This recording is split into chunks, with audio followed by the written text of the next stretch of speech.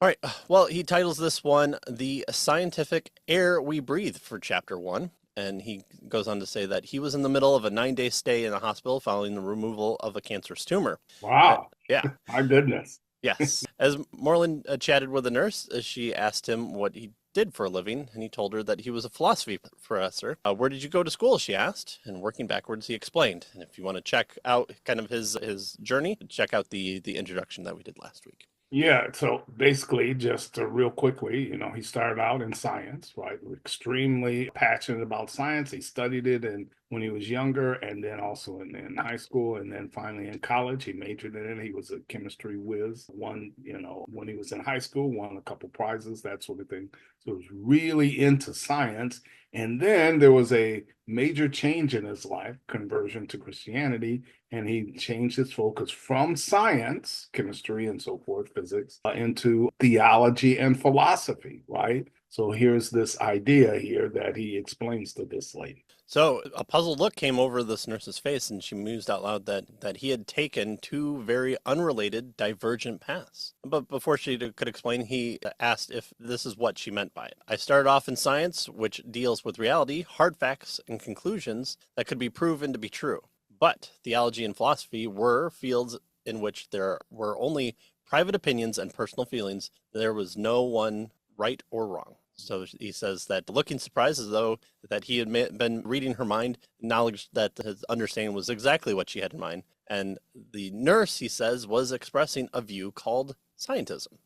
So, this lady was surprised. He started out with science, right? And looking at things that were true, right? Mm-hmm. And provable and that sort of thing. And then he moved to the soft area of theology and philosophy where everything's up in the air. It's private, subjective opinions and personal feelings, and you really couldn't tell what was right or wrong, or at least not have a good idea about what is right or wrong. And she was surprised because, wow, he took a drastic change. And, she, as a nurse, was probably studied science, right? He says that her view with regard to science, he suggests, was a view of scientism. And so he next kind of gives us now a definition of what he's talking about. What in the world is scientism? So we've been talking about it both the last episode and now we started with it in this episode, right? And by the way, the interesting thing is it's the air we breathe. That's kind of the point that he's making here in this particular chapter, right? And so what is it? What is it?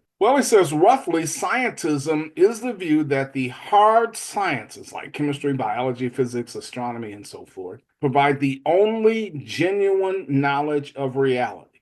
So the only thing that we can know about reality, we find through the hard sciences. So if you can't know it, basically, through chemistry, biology, physics, and astronomy, it can't be known, right? So it's the only way to have knowledge. He says, at the very least, the scientific knowledge is vastly superior. So even if you don't say it's the end all and be all with regard to knowledge, he says at the very least, this scientific knowledge is vastly superior to what we can know from any other discipline. And so ethics and religion may be acceptable, but only if they are understood to be inherently subjective and regarded as private matters of opinion. So yeah, you can have your ethics and your religion, but you need to realize that you can't get knowledge, solid knowledge from them. They're about what what your opinions are, your private opinions and that sort of thing. Right.